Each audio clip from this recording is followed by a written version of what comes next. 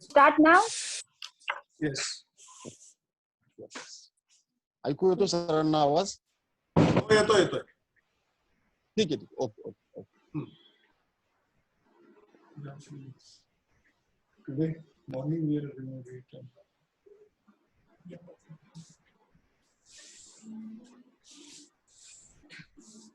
Sir, please share your video, sir. Start. Madam, एक minute. Hello. Yes, sir. बोला sir, बोला. सरांचा video. Yes, sir.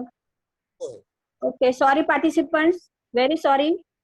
Namaskar, good afternoon everybody. I welcome all the participants on this virtual platform of Jan Adalat's Let's Talk lecture series.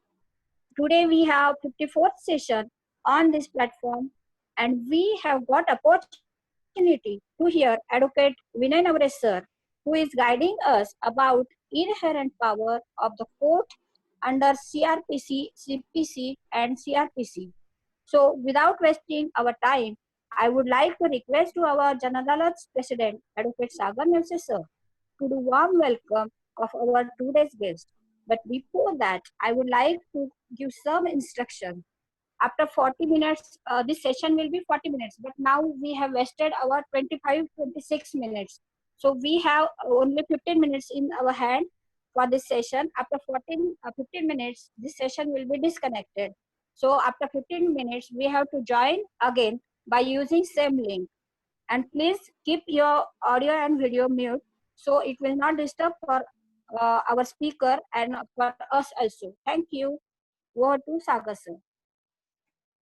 Namaskar. Good evening, everyone.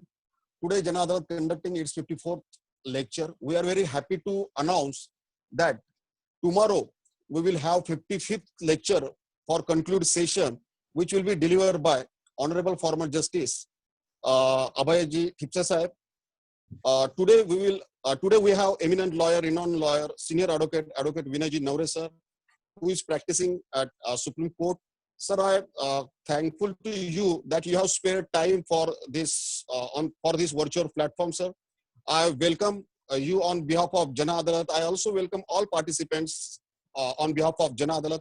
Without wasting time, I will request Sandhya Madam to please take over. Thank you. Thank you, sir. I would like to request my dear Pushpanjali ma'am. Hello, everyone. Good afternoon, Mr. Advocate Vinay Navre Sirji. It is honor to welcome a very respected senior advocate and counsel of the Supreme Court of India, Sri Vinay Navre ji. Sir has very rich background. Started practicing on appellate side of Bombay High Court in 1988 with Balasaheb Apte sir. Simultaneously completed LLM in Constitutional Law and Property Law from Mumbai University in 1990. Was a part-time lecturer in business law between 91 to 94. Sir took a break from a practice and pursued masters in international law from Groningen University, that is in Netherlands, between 2002 to 3. Moved to Delhi and started practice in Supreme Court from 2004. In March 2019, sir is designated as a senior advocate by Supreme Court of India. Thank you. Thank you, ma'am.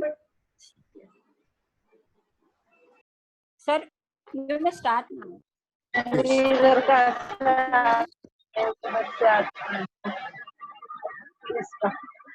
is some disturbance.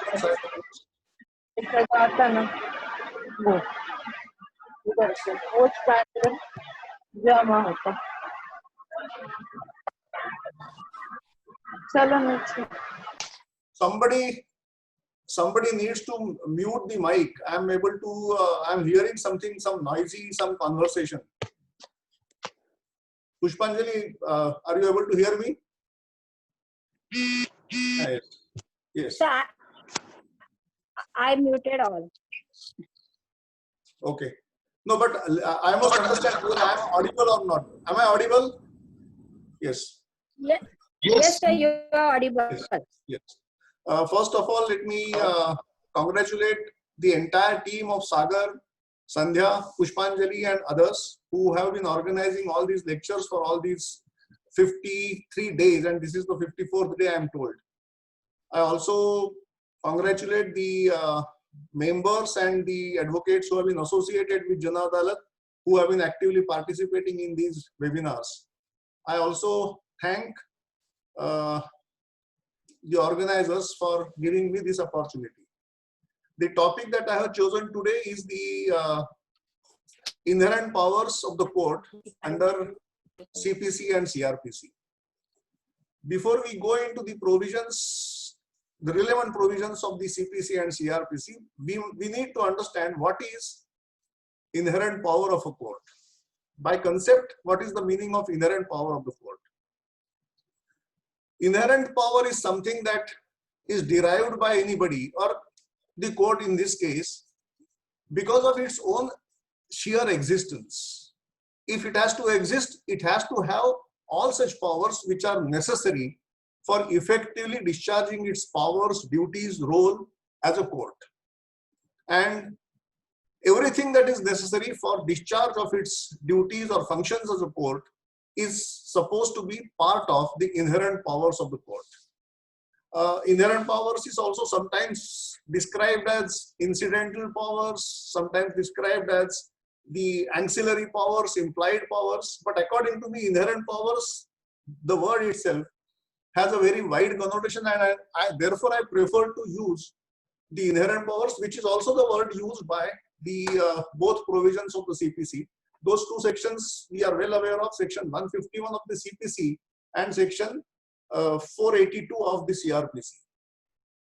But before we understand what is this inherent power in correct perspective, I think we must understand the roots and the historical origin of this concept of inherent powers. We all know that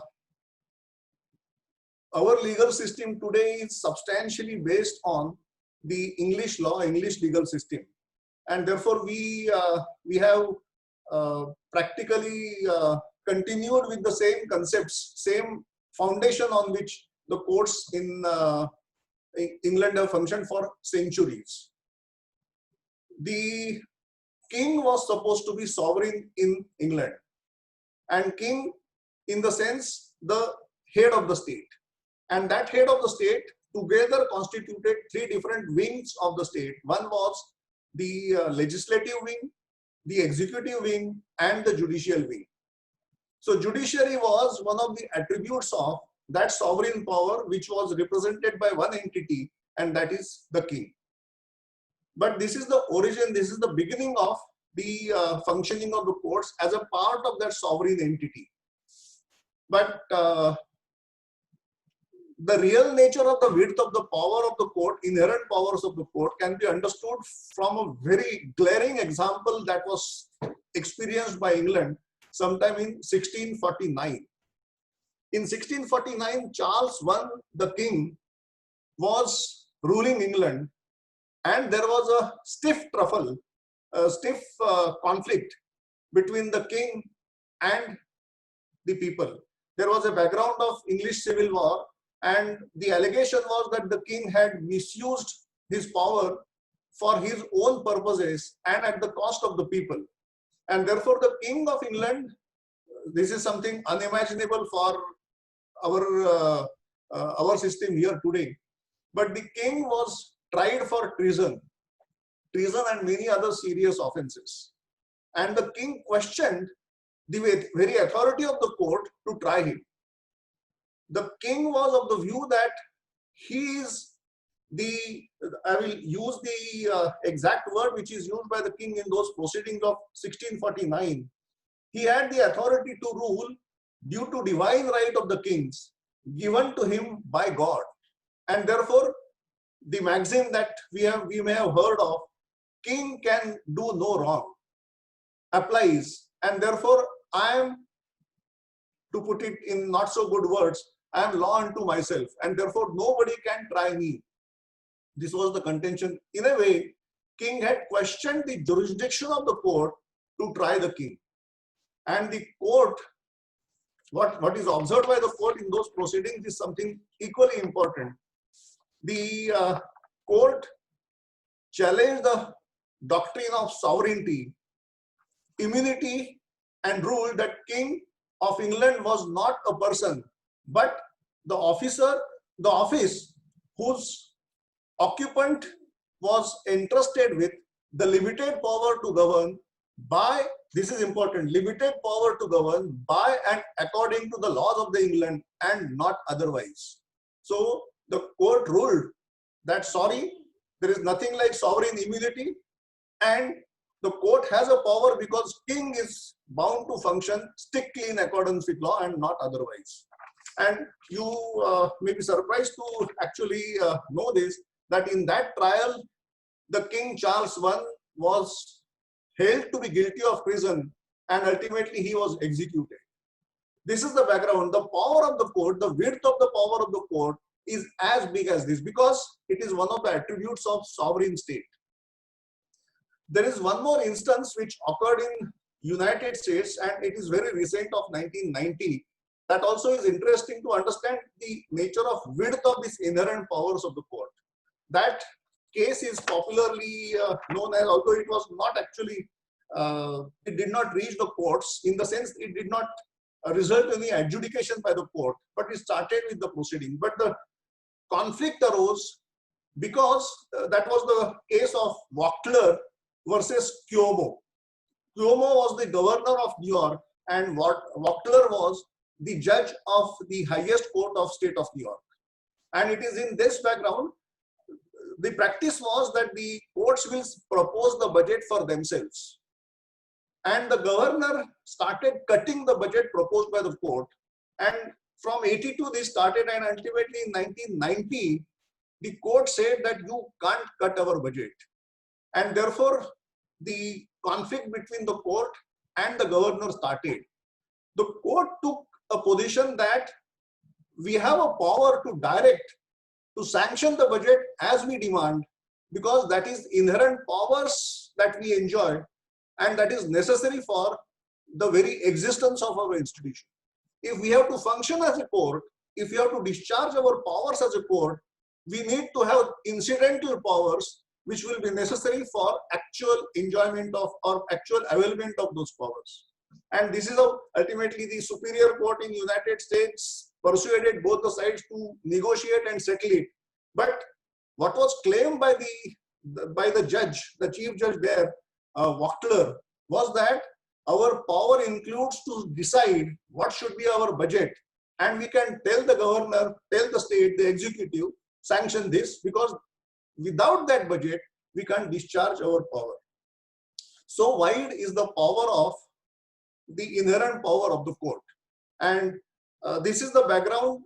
I explained this background only to give a kind of understanding to have the nature of meaning which is attributed to the inherent powers under the legal system.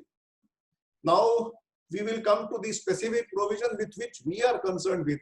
And those two provisions are section 151 of the CPC and 482 of CRP. But however, actually there is one thing that I must, when we speak of inherent powers, there is one interesting aspect of Indian legal history that cannot be missed, that should not be missed. And therefore I thought that reference to that also will be necessary. But perhaps we will be able to, I think, resume this session after the break, because I think it's hardly a half a minute left. So we will continue in the second session. Is it okay, Pushpanjali? Yes, sir. Yes. Okay. Yes. So we will resume in the second session.